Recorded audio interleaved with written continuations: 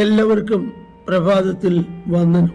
ഒരു ദിവസം കൂടെ ദൈവം നമുക്ക് ദാനമായി നൽകിയതോർത്ത് ദൈവത്തെ സ്തുതിക്കുന്നു. മത്തായി എഴുതിയ സുവിശേഷം 7-ാം അധ്യായം 13-ാം വാക്യം, ഇടുക്കുവാതിലൂടെ അകത്ത് കടപ്പീൻ. നാശത്തിലേക്ക് പോകുന്ന വാതിൽ വീതിയുള്ളതും വഴി വിശാലവും, അതിൽ കൂടി കടക്കുന്നവർ അനേകരും ആകുന്നു.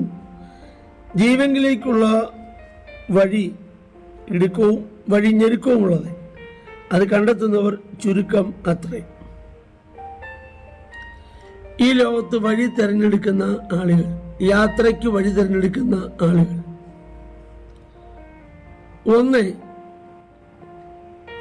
പെട്ടെന്ന് ചെല്ലാവുന്ന കുറുക്ക് വഴികൾ, ഷോർട്ടായിട്ടുള്ള വഴികൾ തിരഞ്ഞെടുക്കുന്നവരുണ്ട്. ആ വഴി അത്ര നല്ലതാകണമെന്നില്ല, എങ്കിലും പെട്ടെന്ന് ചെല്ലാം എന്ന ചിന്തയിലാണ് തിരഞ്ഞെടുക്കുന്നത്. മറ്റൊരു ഗ്രൂപ്പ് ആളുകൾ ഇച്ചിരി ദൂരം കൂടുതലായാലും നല്ല വഴിയിലൂടെ തന്നെ പോകാം എന്ന് വിചാരിക്കുന്നവരുണ്ട്. എന്നാൽ കർത്താവ് ആ വഴികളെ കുറിച്ചല്ല ഇവിടെ പറഞ്ഞിരിക്കുന്നത്. ജീവങ്കിലേക്കുള്ള ഒരു വഴി, ഒന്നുകൂടി പറഞ്ഞാൽ ഇടുക്ക് വഴിയിലൂടെ ഒരു തീർത്ഥയാത്ര. ഇത് തീർത്ഥയാത്രയാണ്, എന്നാൽ ഇടുക്ക് വഴിയിലൂടെയാണ് യാത്ര. വളരെ ഞെരുക്കമുള്ളതെന്നാണ് യേശു പറഞ്ഞത്. വളരെ ഞെരുക്കമുള്ള വഴി, ഒത്തിരി ബുദ്ധിമുട്ടുകൾ ഈ വഴിയിൽ സഹിക്കേണ്ടി വരും. എന്നാൽ ഇതിന്റെ അവസാനം ചെല്ലുന്നത് ജീവങ്കിലേക്കുള്ള വഴിയിലാണ്. കർത്താവ് പറഞ്ഞു, നാശത്തിലേക്ക് പോകുന്ന വഴി വളരെ വിശാലമാണ്, ഹൈവേ ആണ്, വളരെ വിശാലം. അനേകർ അതിൽ കൂടി കടന്നുപോയിക്കൊണ്ടിരിക്കുകയാണ്. വളരെ ആളുകൾ യാത്ര ചെയ്തുകൊണ്ടിരിക്കുകയാണ്. കാരണം ഇഷ്ടപ്പെടുന്നത് ആ വഴിയാണ്. അത് നാശത്തിലേക്കുള്ള വഴിയാണ്, പെട്ടെന്ന് മനസ്സിലാക്കാൻ കഴിയുന്നില്ല. എന്നാൽ ജീവങ്കിലേക്കുള്ള വഴി വളരെ ഇടുക്കമുള്ളതും ഞെരുക്കമുള്ളതുമാണ്. പണ്ട് നമ്മൾ പാടുന്നൊരു പാട്ടിലെ ഈ വഴി വളരെ ഇടുക്കവും ഞെരുക്കവും എന്നൊരു പാട്ടുണ്ട്. അപ്പൊ ഈ വഴി എപ്പോഴും ഞെരുക്കമുള്ളതാണ്, ഇടുക്കം ഉള്ളതാണ്.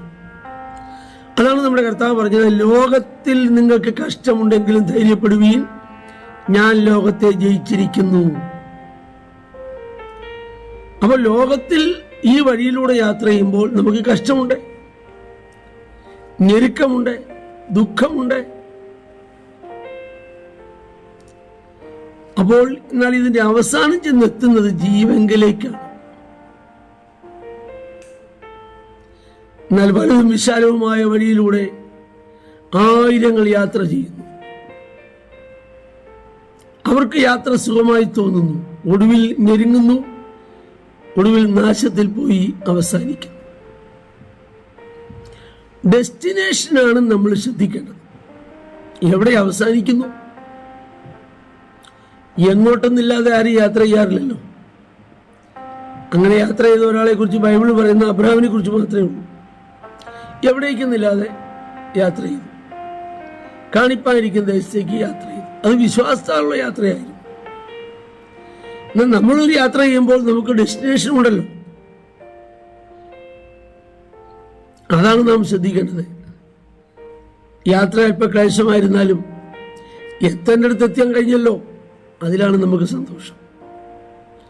ആകയാൽ നാം ഈ മരുഭൂമി യാത്രയിൽ കഷ്ടമുണ്ട്, രോഗമുണ്ട്, ദുഃഖമുണ്ട് യാത്രയിൽ എന്നല്ലേ നമ്മൾ പാടുന്നത്. ഇതെല്ലാം ഈ വഴിയിലുണ്ട്.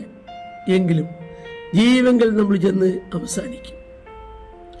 ആകയാൽ ആ വഴി തിരഞ്ഞെടുക്കുന്നവരായിരിക്കാൻ നമുക്ക് പ്രാർത്ഥിക്കാം. ഞങ്ങളുടെ കർത്താവേ, സ്വർഗീയ നല്ല പിതാവേ, ഈ വചനം കേൾക്കുന്ന എല്ലാവരെയും അങ്ങയുടെ നാമത്തിൽ അനുഗ്രഹിക്കുന്നു.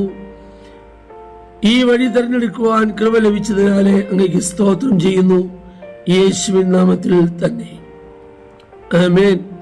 ദൈവം നമ്മെ എല്ലാവരെയും ധാരാളമായിട്ട് അനുഗ്രഹിക്കട്ടെ.